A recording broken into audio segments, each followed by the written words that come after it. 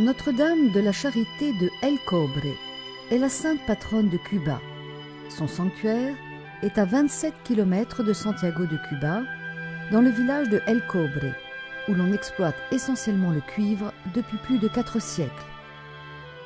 La dévotion pour cette Vierge de la Charité naît au début du XVIIe siècle.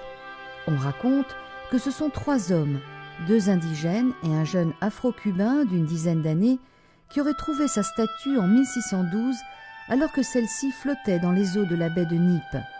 Les mots « Je suis la Vierge de la Charité » étaient inscrits sur son socle. La Vierge est représentée avec l'enfant Jésus posé sur son bras gauche et une croix dans sa main droite. D'abord transportée au village de Barajagua, celle-ci est ensuite transférée définitivement au village de El Cobre, où les habitants en 1648 érigeront sa première chapelle. Mais peu à peu, la chapelle s'agrandit et en 1680 devient une église. La réputation miraculeuse de la Vierge s'étend à toute l'île, attirant la dévotion de tous ses habitants sans aucune distinction. Qu'ils soient blancs, métis, indigènes, mulâtres ou afro-cubains, tous venaient implorer son intervention.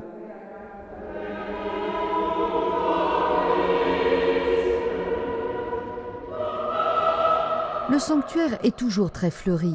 Il se trouve sur une colline. Il faut gravir 240 marches pour l'atteindre. À l'intérieur, la chapelle des miracles abrite les ex-voto que tous ceux qui ont obtenu une grâce de la Vierge ont laissé là. Au-dessus du grand autel de la basilique, la Vierge et l'enfant Jésus portent chacun une couronne d'or. Cette sainte image de Marie renvoie au syncrétisme religieux des Cubains. Les aborigènes l'assimilent à Atabé, la déesse native, et les Africains à Oshun, la déesse maîtresse des eaux.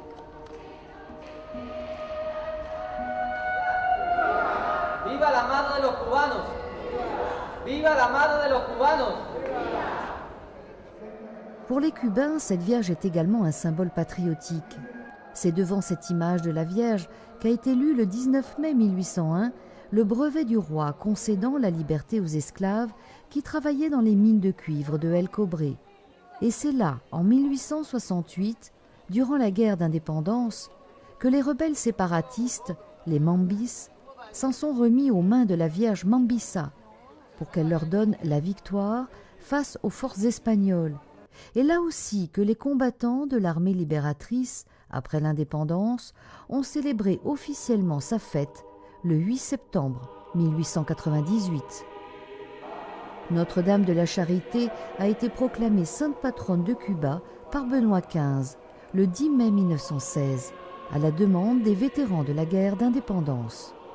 Quelques années plus tard, en 1927, la statue de 84 cm de haut est transportée dans un sanctuaire beaucoup plus grand et en 1936, elle est couronnée solennellement par une délégation du pape Pie XI. Plus tard, après le triomphe de la Révolution de 1959, les rapports entre l'Église et le gouvernement communiste s'estompent. Mais le sanctuaire national de Notre-Dame de El Cobre est quand même élevé au rang de basilique mineure en 1977 par Paul VI. En 1998, Jean-Paul II vient à Santiago de Cuba et rend visite au sanctuaire de la Vierge. Il y couronne cette très sainte image mariale, reine et patronne de Cuba. Enfin, en août 2010, après 51 ans d'absence, la Vierge de El Cobre est de nouveau portée en procession dans les rues de Cuba, symbole de dévotion, patriotisme et réconciliation.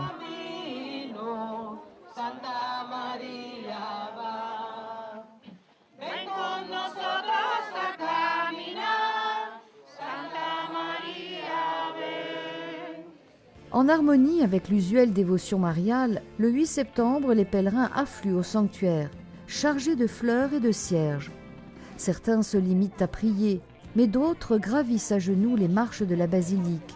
D'autres encore y montent portant à bout de bras un membre de leur famille handicapée. Les fidèles ramènent avec eux de petites pierres contenant des particules de cuivre, symbole de la protection et de l'amour de leur Sainte Mère, reine et patronne de Cuba.